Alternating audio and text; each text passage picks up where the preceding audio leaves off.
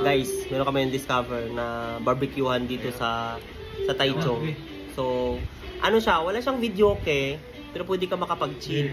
So, parang, at alam niyo sa mga movie na mga sa Korean or sa ano na pag galing pasok, tapos pupunta, tapos merong kunting inuman, tapos hindi siya typical na, di ba, pag sa Pinas, walwalan talaga, tapos videoke.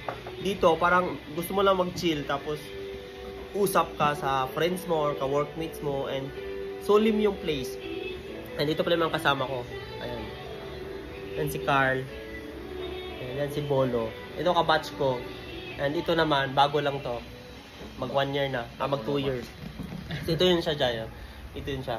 And meron siyang barbecue dito. Ito. Ayan. So, ito yun. And guys, ito yung place.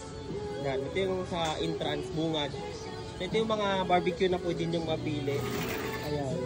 Actually, masarap siya. Mura lang. Nasa 30, 35, 40. Yan.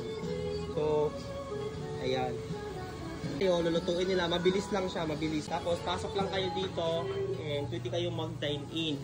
So, yung pwesto niya is parang talaga siyang, alam yun, parang naka-private lang na place. So, dito lang to sa loob, basta sa loob. Ayan, diba? Ang ganda. Maganda siya. I mean, simple lang. Ayun. And nag-order lang kami ng isang Budweiser na beer. Ang sarap niya. And barbecue and pangpulutan. And hindi naman kayo magtagal dito, uwi na yung kami. So, if interested kayo, just comment lang para i-guide ko kayo kung saan to.